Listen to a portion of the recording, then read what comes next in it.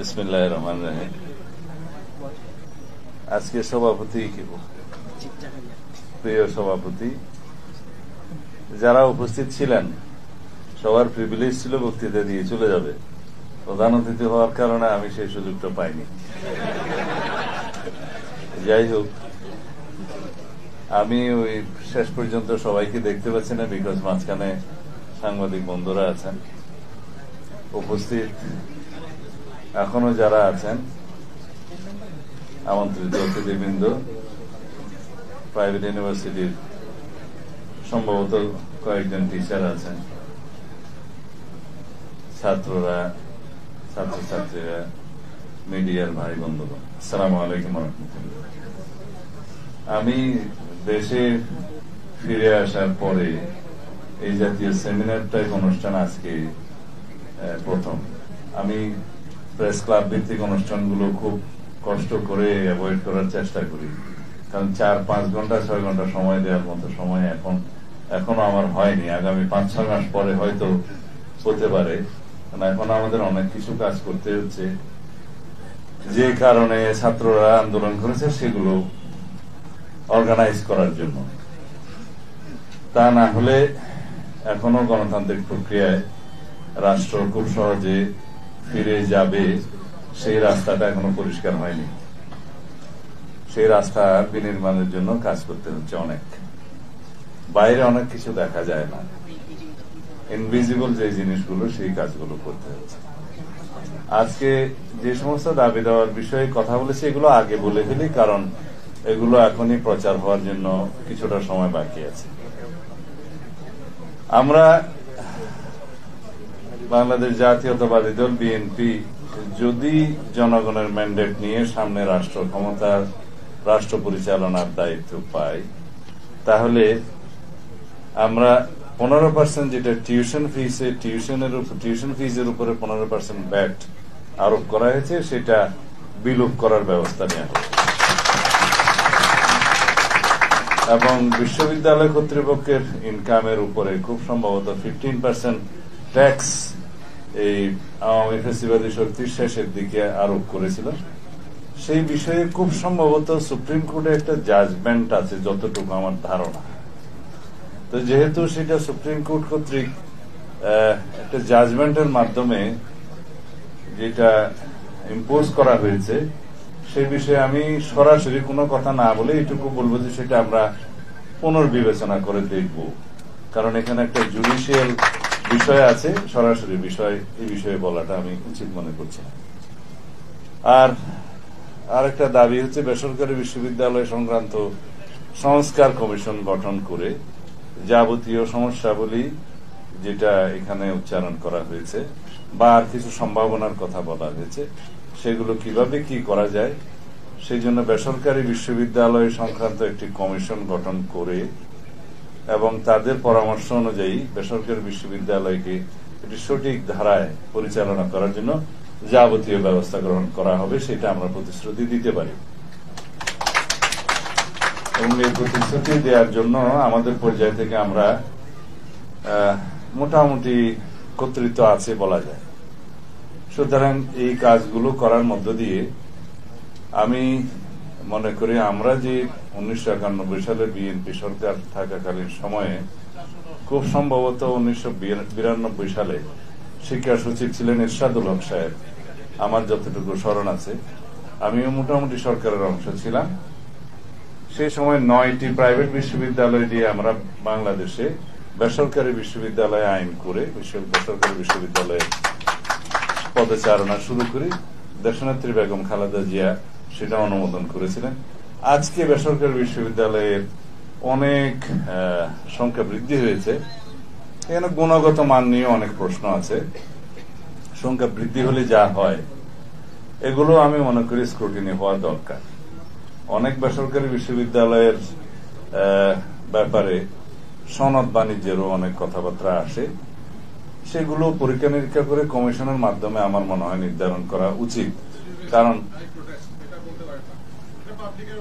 পরীক্ষা নিরীক্ষা করে ব্যবস্থা নেওয়ার কথা বলেছি, নট সরাসরি। প্লিজ আমরা বলেছি পরীক্ষা নিরীক্ষা করে ব্যবস্থা নেওয়া দরকার।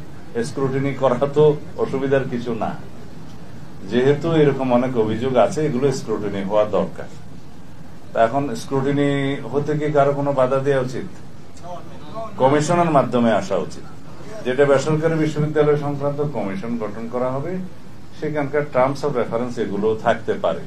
কারণ এরকম অনেক অভিযোগ যেটা পাবলিক ইউনিভার্সিটির বিরুদ্ধে আছে বলে এখন উনি বললেন, সেটা পাবলিক বিশ্ববিদ্যালয় সংক্রান্ত কমিশন তো আর এখান থেকে আমরা ঘোষণা দিতে পারবো না। সেটা যদি তখন একটা কমিশন গঠন হয়, সেই কমিশন সরকারি বিশ্ববিদ্যালয়কে অন্তর্ভুক্ত করবে কিনা সেটা তখন সরকার দেখবে।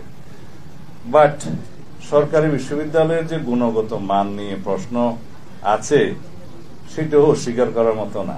Is right. এখন সরকারি বিশ্ববিদ্যালয়ের অনেক শিক্ষক বেসরকারি বিশ্ববিদ্যালয়ে নিয়োজিত থাকেন। সরকারি বিশ্ববিদ্যালয়ে অনেক পাঠদানের বিষয়ে, আমিও পাবলিক ইউনিভার্সিটির স্টুডেন্ট ছিলাম, অনেক বেশি দীর্ঘসূত্রিতা আছে, পরীক্ষা নিরীক্ষা পরীক্ষা নিয়ে আছে, খাতা এক্সামিনেশনের বিষয়ে আছে। 3 বছরের, আমি যেমন 5 বছরের 4 বছরের অনার্স কোর্স, 1 বছরের মাস্টার্স, আমারও 7 বছরের বেশি সময় লেগেছে বিশ্ববিদ্যালয় থেকে বেরোতে। তো বেসরকারি বিশ্ববিদ্যালয়ের ক্ষেত্রে বোধহয় সেটা একটু স্ট্রিক্টলি ফলো করা হয় সেমিস্টার সিস্টেমে। তো যাই হোক, উভয় দিক আছে। এবং বাংলাদেশের এখন স্বাধীনতার কত বছর?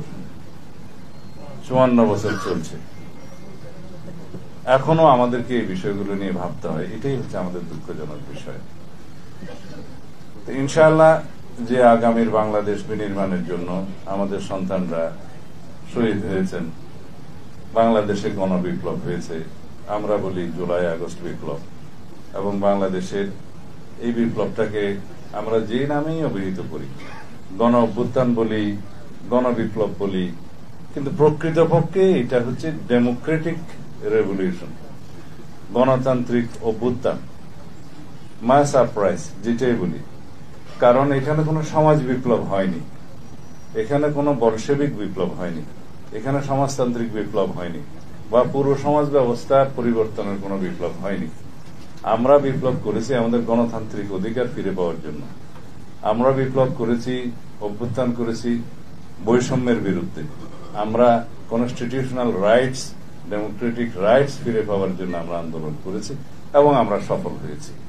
সুতরাং আমাদের যাতে ভবিষ্যতে কনস্টিটিউশনাল রাইটস, ডেমোক্রেটিক রাইটস এবং জনগণের স্বীকৃত অন্যান্য প্রথাগত রাইটস, কনভেনশনাল রাইটস যেগুলো আছে, সেগুলো যাতে ফিরে পাই এবং এনশিওর করি, সেই রকম একটি রাষ্ট্র বিনির্মাণ করতে হবে, সেই রকম সাংবিধানিক সংস্কার করতে হবে, এবং সেই রকম সাংবিধানিক প্রতিষ্ঠানগুলোকে স্ট্রেংথেনিং করতে হবে। তাহলে পরে আমরা ভবিষ্যতে এই জাতীয় সেমিনারগুলো আমরা আর করতে হবে না।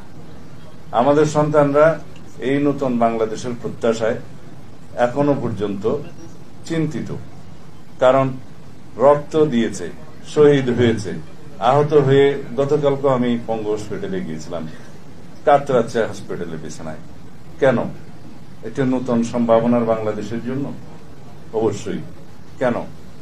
স্বাধীনতার ঘোষণাপত্রের উল্লেখিত সাম্য, মানবিক মর্যাদা এবং সুবিচারের বাংলাদেশের জন্য? অবশ্যই। কিন্তু এখনো পর্যন্ত আমাদের সন্দেহ আছে সেই বাংলাদেশ আমরা সামনে বিনির্মাণ করতে পারবো কিনা। আমি অস্বীকার করি না, সমাজের সর্বক্ষেত্রে একটি প্রশ্ন আছে, শুধুই কি নির্বাচন দিলে আমরা সেই বাংলাদেশ পাবো? শুধুই একটি নির্বাচন কি আমাদেরকে সেই সমাজ ব্যবস্থা প্রতিষ্ঠা করতে সহযোগিতা করবে? করবে না। কিন্তু নির্বাচন ব্যতি রেখেও তো করবে না। নির্বাচন ছাড়াও তো আমরা সেই সমাজ ব্যবস্থা পাবো না। সুতরাং আগামীতে যেভাবেই হোক আমাদেরকে একটি প্রকৃত, একটি ট্রান্সপারেন্ট নির্বাচন ব্যবস্থার মধ্য দিয়ে, আমি ট্রান্সপারেন্ট আর বাংলাটা ঠিক মতো বলতে পারতেছি না, স্বচ্ছ এবং নিরপেক্ষ এবং ইনক্লুসিভ একটা ইলেকশনের মধ্য দিয়ে কেবল গণতান্ত্রিক সমাজ বিনির্মাণ করা যায়।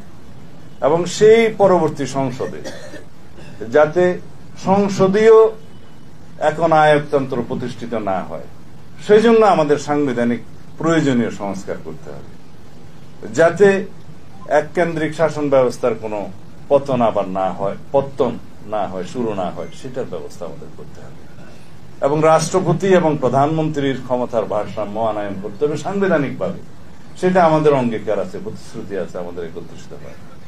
আমাদেরকে এমন একটি পার্লামেন্ট সৃজন করতে হবে যে পার্লামেন্টকে মানুষ মনে করবে যে এটাই দেশের সমস্ত কিছুর আলোচনার কেন্দ্রবিন্দু, যাতে ওটা শুধু বিন্দু না হয়, কেন্দ্র যাতে গণভবনে না হয়, এইটা আমাদেরকে নিশ্চিত করতে হবে।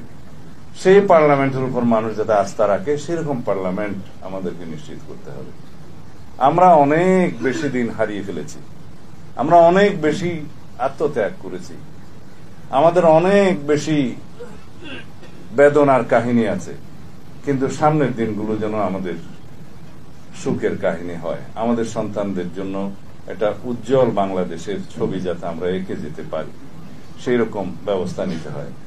আমি আসলে বাংলাতেও খুব একটা ভালো না, অনেক বছর নির্বাচনে কাটানোর কারণে আমার সব দিকে ভেজাল হয়ে গেছে, আমি কোনোটাই ঠিক মতো এখন উচ্চারণ করতে পারি না। আর যে ভাষাগুলো আসে এগুলো এখানে বললে আমাকে অন্যভাবে চিত্রায়িত করা হবে, দুঃখিত আমি সেই জন্য, আর কিছুদিন সময় লাগবে আমার। যাই হোক, তো আজকের আয়োজকদেরকে আমি আর বিড়ম্বনা ফেলতে চাই না, 9টা বাজে। আমি প্রত্যেকের প্রত্যাশা পূরণের জন্য অঙ্গীকার হয়তো করতে পারবো না, তবে প্রচেষ্টা চালিয়ে যেতে পারবো। সেই প্রচেষ্টা যাতে আমরা চালিয়ে যেতে পারি এবং সেই প্রচেষ্টায় আমরা সবাই যাতে জাতীয়ভাবে ঐক্যবদ্ধ থাকি, সেই প্রার্থনা করি। কারণ একমাত্র ফ্যাসিবাদ বিরোধী ঐক্য, আরেকটি সামনে ফ্যাসিবাদ থাকলে হয়। ফ্যাসিবাদের পতন হয়েছে, ফ্যাসিস্ট পালিয়ে গিয়েছে, সুতরাং আমরা এখন ঐক্যবদ্ধ থাকার একটা ইস্যু কি? আমরা এখন ঐক্যবদ্ধ থাকার একমাত্র ইস্যু হবে যাতে আমরা বৈষম্যহীন, গণতান্ত্রিক ও সাম্প্রদায়িক একটি সাম্যের ভিত্তিতে একটি সুবিচারের বাংলাদেশ আমরা পাই এবং আইনের শাসনের বাংলাদেশ পাই। সেই ইস্যুতে আমরা যেন সবাই ঐক্যবদ্ধ থাকি। আমাদের গণতান্ত্রিক পথযাত্রায় রাস্তা ভিন্ন ভিন্ন হবে বিভিন্ন দলের, কিন্তু আমরা যেন একটা জায়গায় ঐক্যবদ্ধ থাকি যে এই জাতির স্বার্থকে আমরা ঊর্ধ্বে তুলে ধরব এবং এই জাতিকে আর কখনো অন্য কোন রাষ্ট্রের করদ রাজ্য হওয়ার জন্য আমরা এই রাজ্য যাতে কোনদিন এই দেশের কোন স্বাধীন নাগরিককে অন্য দেশে পাচার না করে দিতে পারে এবং এই দেশে কোনদিন, আমি আমাকে নিয়ে বলছি, এই দেশের কোন নাগরিককে যেন কোনদিন আর আয়না করে না যেতে হয়। এই দেশের কোন নাগরিককে গণতন্ত্রের জন্য, ভোটাধিকারের জন্য যাতে রাস্তায় গুলি খেয়ে মরতে না হয়, সেই রকম একটা রাষ্ট্র বিনির্মাণের জন্য আমরা যেন ঐক্যবদ্ধ থাকি। এখানে আমাদের ঐক্যটা প্রয়োজন। ধন্যবাদ সবাইকে আমার কথা শোনার জন্য এবং আয়োজকদেরকে আরো ধন্যবাদ দিচ্ছি একটি সুন্দর অনুষ্ঠান করার জন্য। আসসালামু আলাইকুম।